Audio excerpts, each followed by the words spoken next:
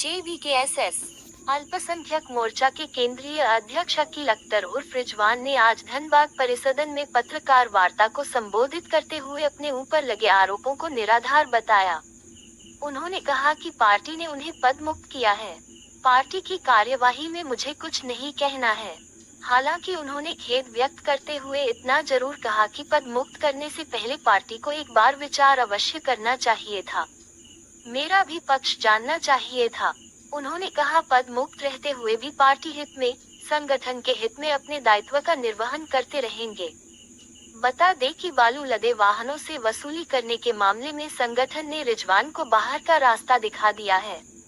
Party ने media में बालू लदे वाहनों से वसूली की खबर आने के बाद रिजवान को पद से हटाया है।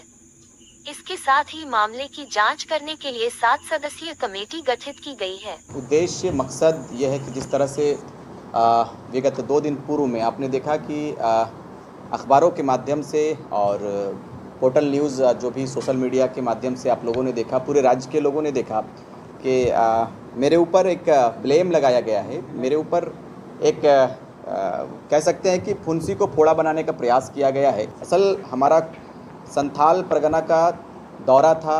मुझे प्रोटेन प्रभारी के रूप में नियुक्त किया गया था 3 जिला का, देवघर, दुमका और जामताड़ा। मैं जामताड़ा कर लिया था, दुमका दौरा में था। दुमके दौरे में मेरी तबीयत ख़राब हो गई अचानक। तबीयत ख़राब होने के बाद आप तमाम लोगों ने मेरे फेसबुक पेज पर भी देखा होगा कि मैंने खेद व्यक्त किया है कि मैं देवघर जिला का कार्यक्रम रद्द कर रहा हूँ। उसी क्रम में मैं जब दुमके से निकला तो टुंडी इलाका जब मैं घुसा तो हमारा जो गाड़ी चालक था वो आगे तिलैया के समीप में, जहाँ पर अवैध रूप से जो बालू से ट्रैक्टर लोड होकर जाता है, अब वो बालू कहाँ जाता है मैं उस पर जाना नहीं चाहता। मेरी तबीयत बहुत ख़राब थी, मैं पीछे सोया हुआ था। उसी क्रम में पीछे से कोई ट्रैक्टर ने गाड़ी के बैकलाइट पर धक्का दिया। अब धक्का दिया या लगा ये वहाँ का मैटर था, लेकिन उसी क्रम में गाड़ी हमारी रुक गई। फिर चालक उतरा, हमारा एक साथी था वो भी उतरा और दोनों में बदसलूकी होने लगा। वो भी शायद कुछ कहा, ये भी कुछ कहा। मैं तो सोया हुआ था जिस तरह से चालक ने मुझे बताया।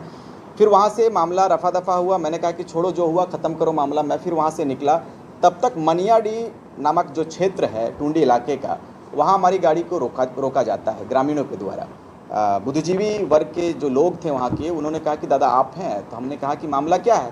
तो उन्होंने कहा कि अवैध वसूली का मामला है। ये शायद आपके चालक ने डिमांड किया था पैसों का, जो भी वगैरह वगैरह उन लोगों का कहना था कि आपके चालक के द्वारा ये इल्ज़ाम है आपके चालक के ऊपर कि आपने पैसा रकम की मांग की है।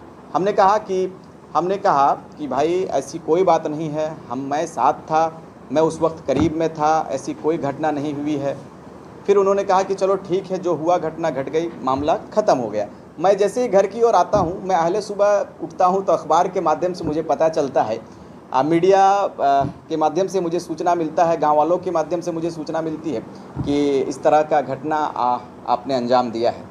तो मुझे बड़ा दुख लगा। मेरे ऊपर जो इल्ज़ामात लगाए जा रहे हैं, मेरे ऊपर जो आरोप लगाए जा रहे हैं, वो बिल्कुल निराधार है, उसका कोई आधार नहीं है। कि ये देखो, मुझे लगता है कि ये कमेटी जो हमारी गठित है केंद्र में, जो केंद्रीय कमेटी है, कोर कमेटी जिसे हम लोग कहते हैं, और कोर कमेटी के समन्वय के बाद में ही, चूँकि माहौल ज़्यादा ये ना हो, ज़्यादा कह सकते हैं आपकी कुछ माहौल और ना बन जाए, इसीलिए हो सके ये पदमुक्त किया है। लेकिन मैं, चूँकि आपने सवाल किया तो जवाब भी लाजमी है। मुझे लगता है कि पहले मुझे सूचित करना चाहिए था। आपने कहा कि टीम गठित किया है, 7 सदस्यों की एक टीम बनी है। मुझे लगता है कि आपका ये दायित्व बनता है, आपका ये फ़र्ज़ बनता है कि आप मुझे कम से कम एक बार सूचना करके आप मुझसे पूछते कि आपका क्या पक्ष है, क्या मामला है। मैं सोकर उठा हूँ, पता चल रहा है कि मुझे पदमुक्त कर दिया गया। चलिए, कोई दिक्कत नहीं है। पार्टी का जो निर्णय होगा, हम लोग सर्वमान्य हैं। पार्टी के निर्णय के साथ में ही हम लोग एक सिपाही के रूप में कार्य करते हैं। यदि पार्टी को लगा कि मुझे पदमुक्त करना चाहिए तो स्वागत है, कोई दिक्कत नहीं है। मैं आगे भी पार्टी में बना रहूँगा और पार्टी